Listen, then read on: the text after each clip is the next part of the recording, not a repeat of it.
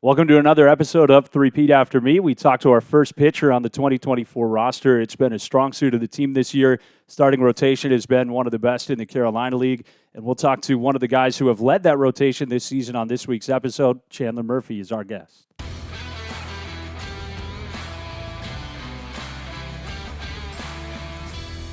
All right, Chandler, thanks for stopping by today. Obviously, a busy time of the year, a game every night except for Mondays.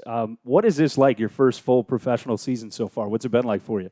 It's been a little busy. It's definitely way more games in college, you'd say, I guess. But it's been fun, honestly. Just watching baseball every day, you can't beat it.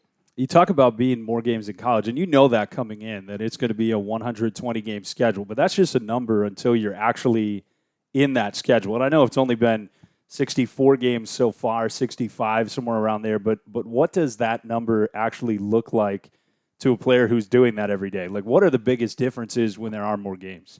So I think the biggest difference is just trying to recover as a pitcher. You know, you go each week and you try to recover for the next outing. But I think that the biggest thing that set in was when my family came out. They came out and visited and watched a few games, and they finally realized how much we actually play, you know, because you always know, like, it's a long season, but it's just a number, like you said. But when they came out, they're like, you play a lot. And I was like, yes, I do.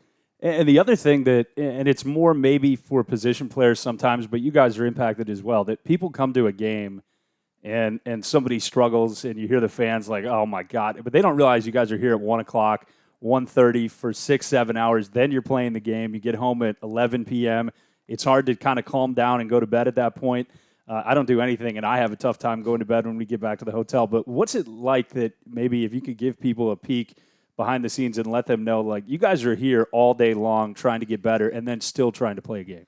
Yeah, I think, when the clubhouse opens, we show up and we start from 1 o'clock. I mean, we go. To put it in perspective, we take like 3 to 4 showers a day. So that shows you that we're continually working.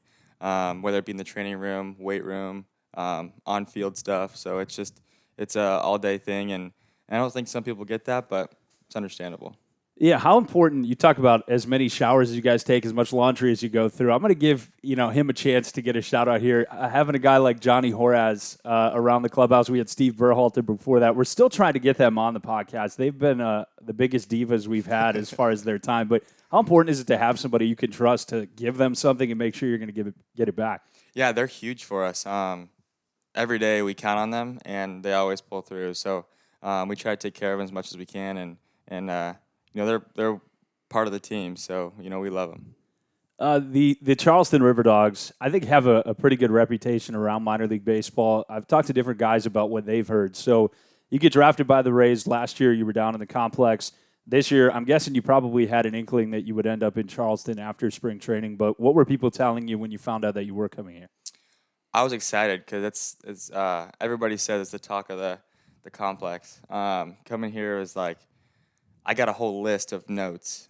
Somebody put all the restaurants, all the activities to do, all the beaches. So I definitely came prepared, and I'm trying to visit each one of those each off day. How are you doing on the list? I've only gotten to a few since we only have a select few off days, but no, but this place is awesome. It rocks, and I think this is the best spot for minor league baseball, like, probably out there. You get to the ballpark for the first time. I always see you guys when you arrive that first day. It's usually the day before the first practice, and everybody kind of walks around the ballpark, takes a look at the clubhouse and the field and what it looks like. What were your first impressions if you think back to the end of March, early April when you first set foot in the Joe? Yeah, so I mean, on the way here, it's beautiful. So I'm from the desert, so right. It's like completely different. And so when I first stepped foot in here, I was kind of in shock. I was like, this place is awesome. And I knew that this place was going to have fans and stuff like that, so I was just excited to play. And you get to the first game. Santiago Suarez is on the mound. You kind of get to soak that one in a little bit. The guys who are here for their first game and are actually playing tell me there's a little bit of nervousness there that first time they take the field. And you had heard there's good fans here. The attendance will be good. But what do you remember from opening night? Opening night, I'll probably never forget it because I was still the next day, and Suarez just got done throwing a gem. The other pitcher just got done throwing a gem, and I'm like, I'm going to have to go out there and top that. So, no, it was awesome to see. And obviously, you guys didn't get off to the start you would have liked it, and that's the good thing about having halves in minor league baseball. And by the time we're talking about this and everybody's seeing it, we're into the second half. How excited is the clubhouse, or you individually, to have a fresh start and to be 0-0 again, trying to make the playoffs? I think it's like a brand new season. So it's like kind of like a reset. You have that first half that you might be playing good, you might not be playing good, but that second half is like new season. Let's go and take it. And last year, I remember the team. It's actually funny. We have one game left in the first half as we sit here now, and last year's team at the halfway point was 26-39.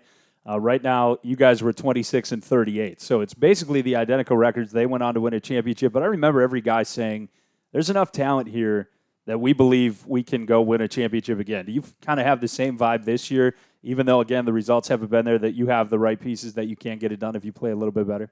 Yeah, absolutely. I think once we keep piecing it together, I think this team will be unbeatable. Guys are stepping up big time nowadays, and I think we're just getting more comfortable as a team. And like I said, just piecing things together, and I think we'll come out on top this second half. You talked about it on having to start game two and how well Santiago threw that first night. But that's kind of been the starting pitcher's theme this year. Like one guy throws really well, the next guy's a little bit better. The next guy takes it to another level. Is that good, friendly competition where you're like, okay, the other 4 or 5 guys have had great starts this year. They gave them 1 or 2 runs in 6 innings. I have to try to do the same? Yeah, absolutely. I think competition within your own team is great for the atmosphere. You're always pushing one another. You're always trying to do better than the guy before. So, as a pitching staff, we feed off that and we love it. Is there somebody else that you can look at in the rotation? Let's say you throw Saturday or Sunday, and so you know there's going to be a few games before you that you can look at and see how a lineup does against them to figure out how you're going to throw. Is there somebody that you would consider similar to you enough that you can take a lot more information from them than maybe obviously Drew Dowd as a lefty or someone like that? Yeah, I think the most similar one I would say is Santiago Suarez. He's a righty. He's got good stuff. We throw similar pitches, so I kind of take from what he does and kind of learn from that. But I mean, you can take a little bit from everybody. Just seeing how they swing, how they take pitches, how they stand in the box. So yeah.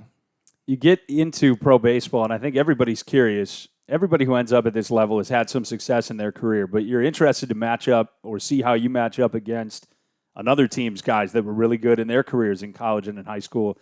But you got off to about as good of a start as you could hope for. You didn't allow more than 1 run in any of your first 10 outings. Was that kind of the dream start for you, is just to go get people out and not allow runs? Yeah, I mean, I was talking to Elliot, our professional development process guy. Yeah. And it's a complex title. Yeah, it's okay. yeah. They changed it like twice, Exactly. so I don't know what it is anymore. But I was talking to him, and he's like, "What are you looking forward to this year?" And I said, "I'm looking forward to see how the competition is, to see how,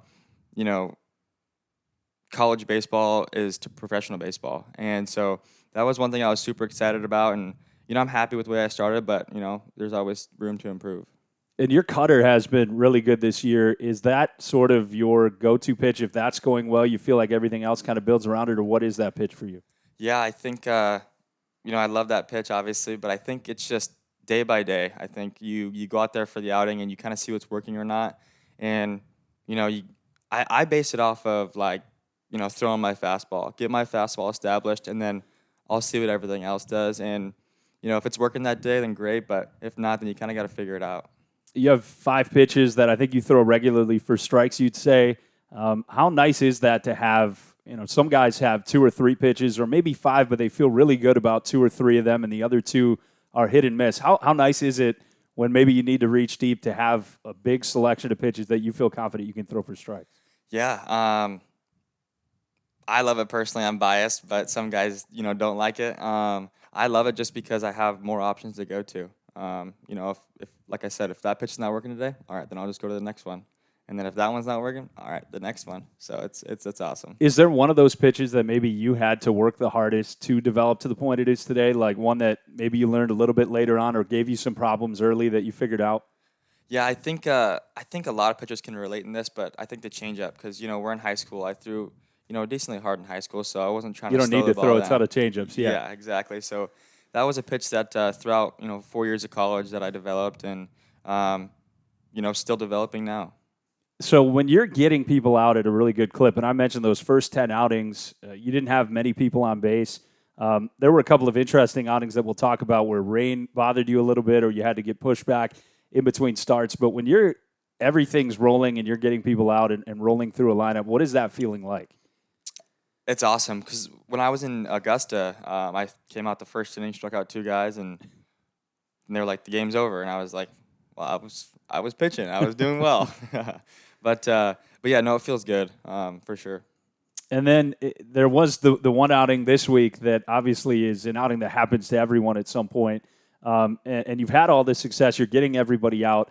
What is it like in the moment when you feel like you're making pitches and everything they hit is finding a hole, or you just can't find a way to get out? It's like, what's going through your head at that point? At that point, it's just, let's get the next guy out. Let's throw the next pitch in the zone. Let's get the next guy out. But it's baseball, so things happen, and you're not gonna be perfect all the time. So that's the biggest thing about what the Rays teach us and stuff like that. So that definitely helps. I was talking to Adam Boucher about a reliever. Obviously, they're coming in late in games a lot of times. The game's close, and sometimes it doesn't go into your way. And you have to think about it like a cornerback in the NFL, like a short memory. Next time I come out, it'll be great. But as a starter, is it a little bit tougher because most of the time you have to wait another 4 days or 5 days or even in your case 7 days to throw again, where you're like, man, I'd really like to take the ball again? Yeah, I think that's like the number one thing that starters and relievers say to each other is like, you get to throw it the next time, you get to have a week. But there's pros and cons to both. As a starter, we get time to recover and time to build our routine exactly how we want. And relievers, they get a shorter amount of time to recover. They get out and they have way more appearances than we do. So there's pros and cons to everything. You were talking about the start in Augusta. That was the one game we had canceled this year. And again, you look great in the first inning. We were going to score some runs. We scored some runs in the top of the first, come back out for the second. And that was about as hard as I've ever seen it rain. And you being from Arizona, I'm guessing that was up there as well. But it went from a beautiful day to the whole outfield was underwater. You guys were trying to walk through it. But what was that like, knowing that you were the guy on the mound hoping to get out there at some point and it just didn't look possible? I can't remember if it was that outing or the one after that, but they said, hey, it's only going to rain for 30 minutes. Be prepared. Right. So I was like, okay, but they're going to have to cover the field. They're going to take it off. So I was prepared to go back out there. And then 5 minutes later, the dugout is 2 feet in water and everybody's jumping in the water and our shoes are soaked. I actually had to throw a pair of cleats away because they were so gross and wet. So, yeah, but I was prepared for it, but it got canceled, so there's nothing I could do about it. Yeah, that's the other hard part is when that happens in Augusta, it's not like here where you can just turn around and walk back to the clubhouse. You've got to go across the entire field, which is not great for the spikes, the glove, or anything else you're carrying with you. Take you back to kind of the start of your career and maybe your love for baseball. Did you play a lot of sports? Did you focus on baseball early, or what was your athletic experience as a kid? So I'm the youngest of 4. I have 2 brothers, 1 sister. Both my brothers played baseball, and my sister played college softball, and brothers played college baseball. So, I grew up around the baseball field. I was always playing with ball, playing tag, hide and go seek, whatever it was. Every single weekend I was at the baseball field. So I kind of just always had a bat in my hand or always had a baseball in my hand and always throwing. So my dad showed me the game of baseball, and, I loved it ever since. Were you always a pitcher as well, or what was your other position? I know that, a lot of times when you're a kid, you're going to play a little bit of short or outfield somewhere as well. Yeah, so growing up, I played everywhere but the outfield. I played short, first. I actually caught and pitched. My 2 brothers and my sister, they're all catchers. So my dad actually has a license plate that says 4 2s and 1 PO. So it's kind of funny. But when I was 12 years old, my dad said, hey, you have to choose catching or pitching. Which one do you want to do? Because the arm action and arm slot's different. Right.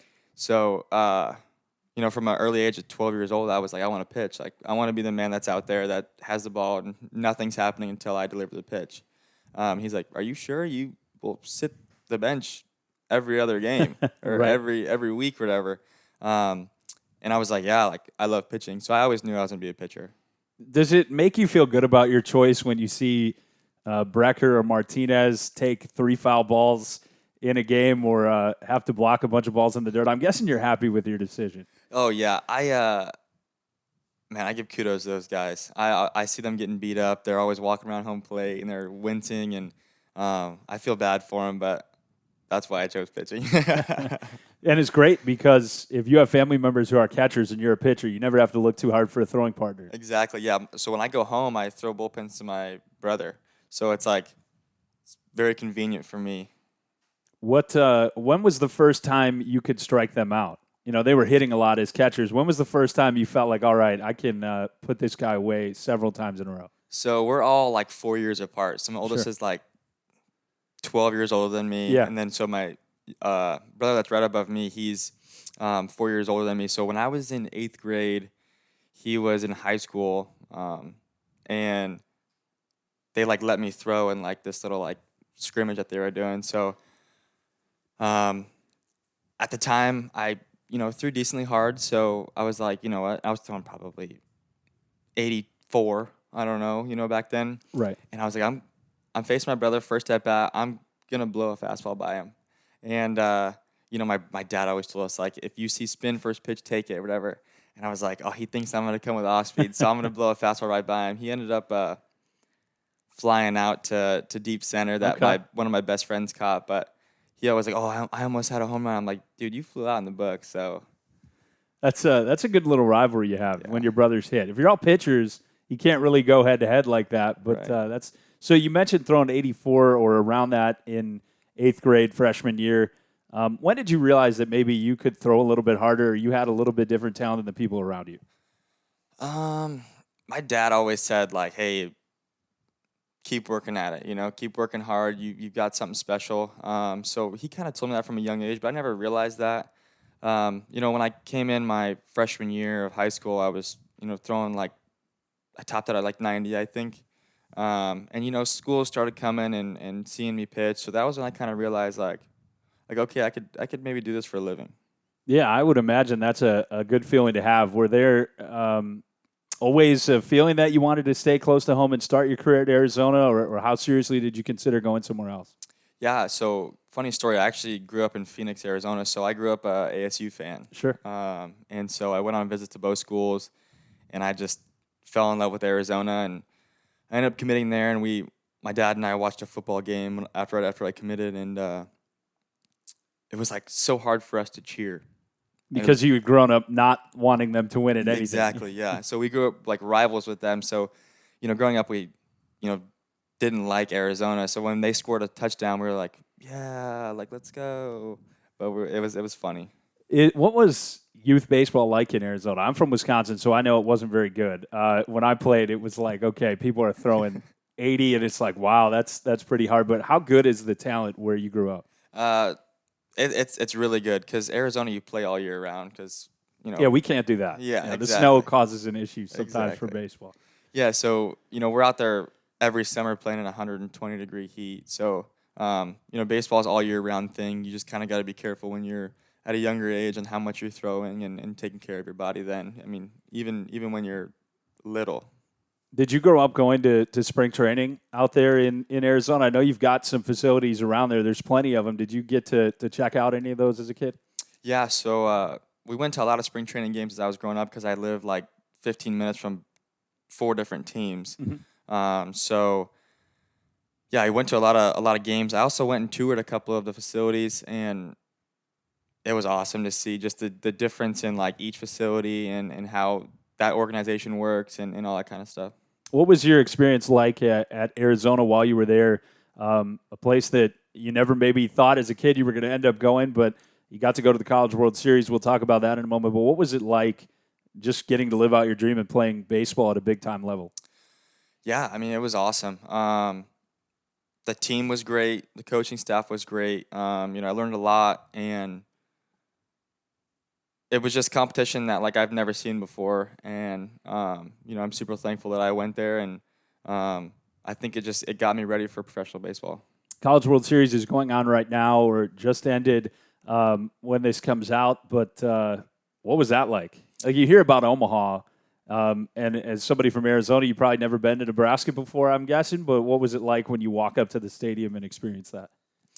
So when you make the College World Series, you're on a complete high. Like your life's going right, it seems like, and um, you walk up to the stadium, and it's just a dream that every college baseball player wants to be there. And I remember feeling like thankful that I had the opportunity to be there because I knew when I committed to Arizona that there was an opportunity that we could be national champions. Um, and so when I walked up to the stadium the first time, I was in awe. And when we went out to eat, it was even crazier, just because I'd go out and eat with family, or I'd go out and eat with the team, and there would just be several people coming up asking for autographs, and it was just a different atmosphere there. Because I remember when we showed up, there was nobody there because it was earlier in the Right. week, and I was like, well, this is a little different, but I know like it'll probably pick up a little bit, and it did. It was busy. Is it hard then to? You always hear people talk about the Super Bowl. There's so much other stuff going on around you that eventually the players are like, okay, we have to remember there's a game. Like, is it tough to reset? And after you're going through this high of celebrating, making it, you travel there. There's fans everywhere from these 8 different schools, baseball fans in general. But then you still have to go play really important games.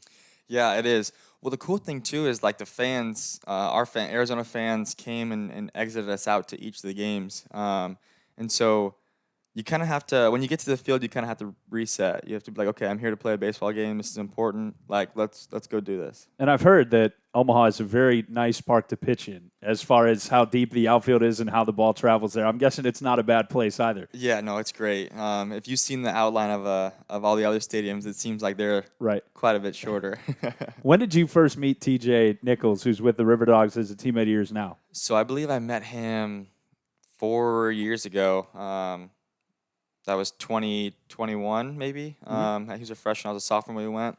So I've known him for a while, and when I got drafted, I knew it was from the Rays, and then he texted me, "Let's go, the Rays," and I was like, "Yeah, let's go." And then it finally clicked that he was going to the Rays too, and I was like, Right. "This is awesome! I know somebody, going to something completely new." So it was just nice having a familiar face there when I showed up, and then also he's here with me in Charleston, so it's nice to have him here. Were there any of the other guys? I know Owen Stevenson pitched at Arizona State, Drew Dowd threw at Stanford, so I'm sure you played against them. Did you recognize them? Had you met them before, or was Charleston kind of the first time you actually got to know the personality behind them? Yeah, so I mean, I knew him a little bit, but I didn't know him to their personality, So I knew we kind of had a respect for each other, but here in Charleston, I've got to know these guys, and on the field, you don't really like them just because you're playing Right. against them, but they're awesome dudes. What about the opportunity to play in the Pac-12, which is not a conference anymore officially as of a couple of weeks ago? What were your thoughts on that whole landscape in college changing where now there's no more Pac-12? Yeah, it's honestly pretty surprising because the Pac-12 is a Power 5 conference, and I was very surprised to hear that the Pac-12 was splitting up and the conferences were changing. I'm kind of grateful that I got to play in it before it ended. So when I'm older, I can be like, hey, I played in the Pac-12. And they're like, what's the Pac-12? So I'm grateful for it. I guess I have to ask you. He passed away recently, sadly, but did you ever meet Bill Walton? Were you ever in the same building as Bill Walton at a basketball game or something? No, I never did, sadly. He loved the Pac-12. So Yeah. that was a guy I'm sure was around McHale every once in a while watching a basketball game. You ended your college career at Missouri.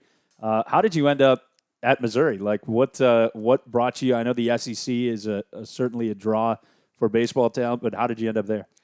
So, at the end of my junior year, I just felt like it was a time to go experience something new. I've been there for 3 years, and so when I got to Missouri, it was like an eye-opening experience. I was close to home, 2 hours away, so going to Missouri was a whole different world to me. I experienced 4 seasons, got to play in the SEC. Got to experience a new culture, a new atmosphere. I think that was probably the biggest thing that helped my career and get ready for pro ball. What was the biggest change that you had to kind of set yourself to going from Arizona, where you had been for most of your life, to Missouri? The biggest change, I think it's the way that the teams did things differently. You kind of had to adapt to how this new team does this, which we did it different at Arizona. And the nice thing was too is I also had a familiar face there. A kid that I roomed with at Arizona, Javen Pimentel, he actually went to Missouri as well. Okay. So I had him there as well, and it was nice to have him. But the difference was just, I think, the different cultures and the different way they did things. Is there a difference between the SEC and other conferences? Yeah, so that's the biggest question I get asked. And I think the Pac-12 is known for small ball, and you kind of know that pitching there, but, there's some big swingers there. And then you go to the SEC, and it's like, okay, this is a different ball game. Every outing I was pitching against a first rounder, or I was throwing to a first rounder. There was guys with 30 home runs. There was, you see guys with 20 home runs, like, a few of them on each team. So that was probably the biggest difference, and I think the fans as well, because the Pac-12 didn't get as much fans, but in the SEC, they really show out for their players. How did you do against Trey Morgan, who was your teammate here for a month or so? Did you have success? Unfortunately, I never played LSU. Okay, wow. So we were supposed to. We were supposed to go there, but they switched our schedule to go play Auburn, unfortunately. So you would have got him out, is what you're telling me. For sure. When did you told me that at Arizona was when you realized you might start to be able to do this for a living at some point. When did getting drafted and starting your pro career start to become something that you were like, okay, this is definitely going to happen? So I think it was in high school, actually. I had some people come watch me in high school, and I ultimately decided to go to Arizona and start my career there and get myself ready for it. So I think it would be high school for me. Were you aware that the Rays were interested, or everybody has a different draft experience? What was yours leading up to that day?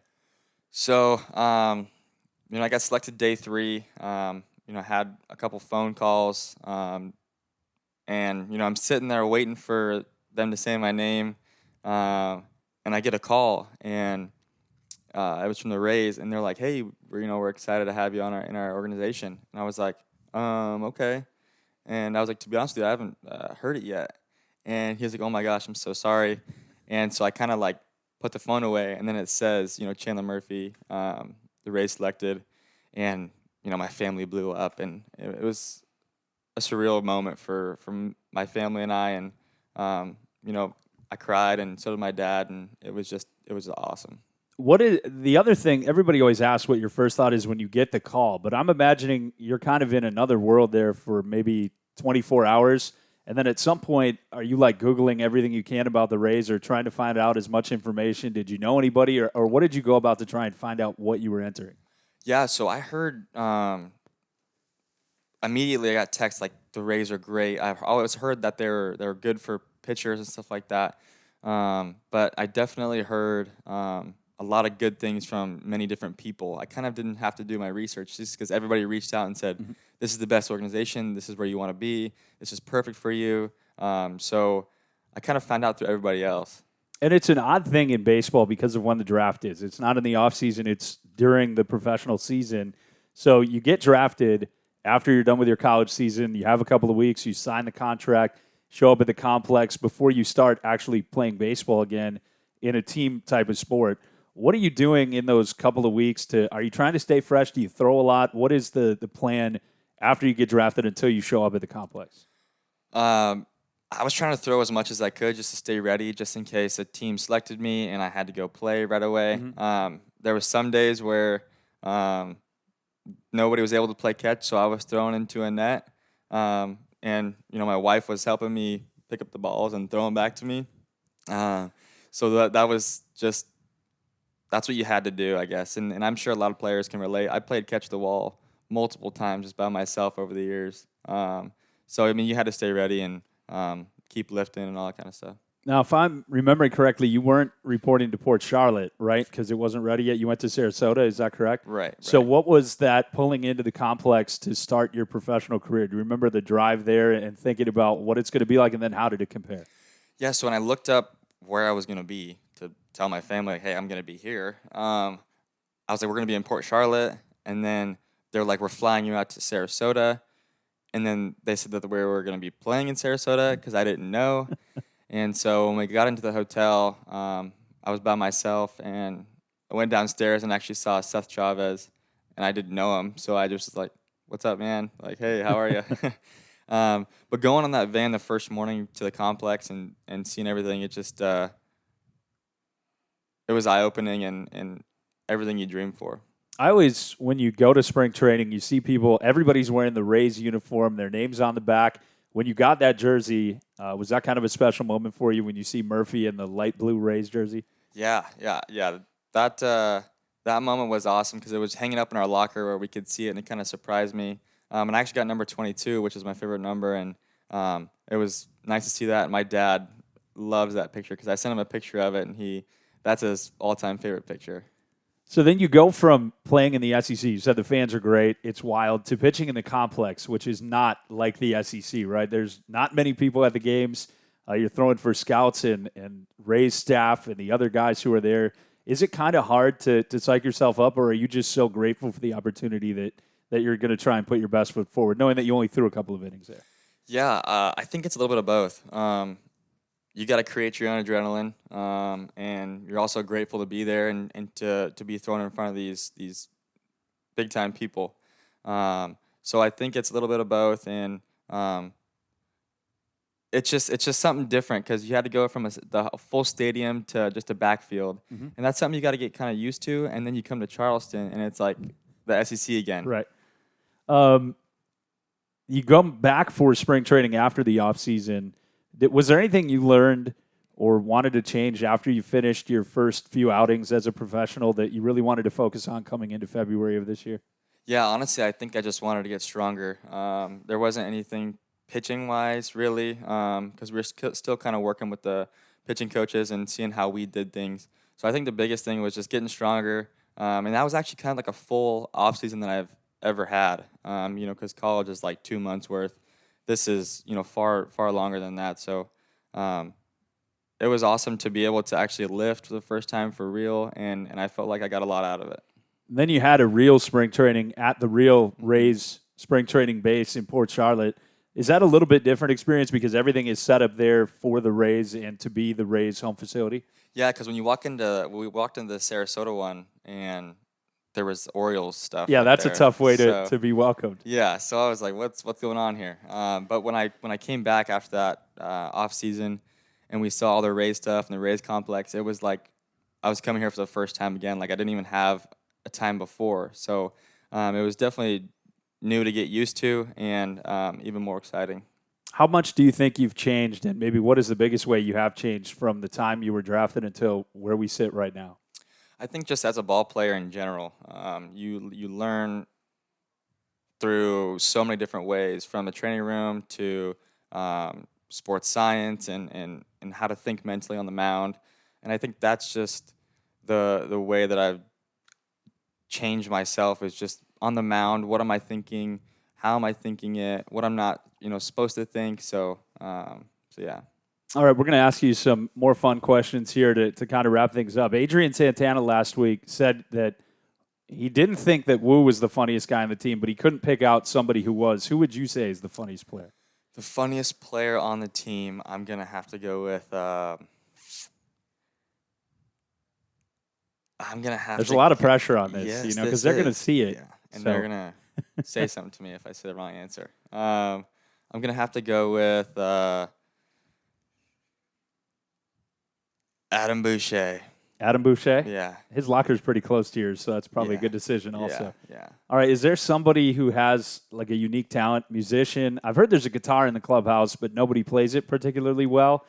But is there somebody who has a talent singing, playing music, anything like that? No, I don't necessarily know, because there's a guitar that sits next to my locker that nobody ever touches for some reason. It's just there? Yeah, and I think it's actually Wu's guitar. That's what I've heard, but he can't play guitar. He can't play guitar. So Brian can play the piano, apparently. That's what I've heard. Brian Brecker? Yes. Okay. So I've asked him about it, and he's humble. I only know a couple of songs, but I'm sure he knows something great. What do starting pitchers think about relievers and what goes on in the bullpen likely during a game while you guys are charting pitches and getting ready for your next start? They're weirdos. No, I'm just kidding. They do things differently. I mean, they're down there ready to compete. It's definitely a different role. I can't say they're as locked in as us, but I'm biased, so. Everybody has a different preparation for the day they start. Are you a guy that doesn't want to talk to anybody? Do you want it to be a normal day? What is your game day when you're getting the ball that night kind of headspace? Yeah, I'm not too crazy. If you want to talk to me, you can talk to me, but I'm not going to really go out of my way and talk to other people. I kind of just mind my own business. I get ready for the start. While I'm stretching, people come up to me and I'll talk to them. But yeah, I think it's just I try to stay like level-headed and calm, not too energetic. But yeah, I'll talk to people for sure. Have you seen the original Space Jam movie with Michael Jordan? Have you seen that? Long time ago. See, I'm old. But yeah, so you know that scene where they steal the powers of the NBA players? And then the aliens become them? Yes. It's like Charles Barkley can't play basketball anymore. If you could steal one pitch from somebody else on the RiverDogs roster right now, what pitch would you steal? I would steal Adam's slider. Adam Boucher's slider? Yeah, that gyro. It's unbelievable. What do you think when you look at an 18-year-old teammate like Adrian Santana or 19-year-old like Gary Gale-Hill? What do you think you would have looked like at that age here in Charleston?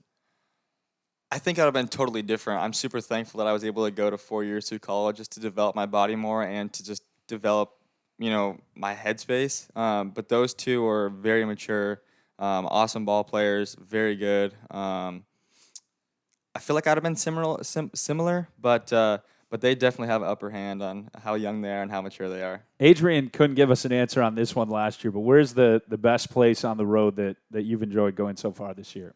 The best place on the road, I'd have to say Myrtle Beach. We had a hotel that was on the water, so we got to go to the beach quite a bit. And you always hear about Myrtle Beach, so it was exciting to go there. And then lastly, what's your favorite thing about Charleston? Favorite thing about Charleston, besides the fans, I would have to say the views. Like I said, I'm from Arizona. It's just dirt, it's brown, and here it's green, and there's ocean, and there's grass and trees. So, and I love the beach here. I'm not a real big beach guy because I'm super pale. But when I go to the beach, I love the beach here.